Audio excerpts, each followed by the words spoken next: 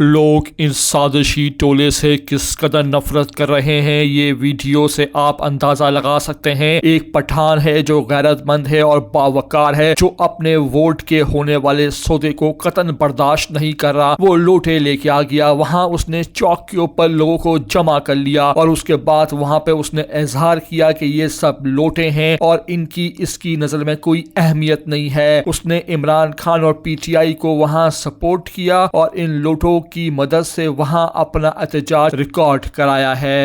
इमरान खान के साथ ऐसी दफा निभाया, और मैं भारत करता हूँ। बहुत बहुत शुक्रिया दोस्तों।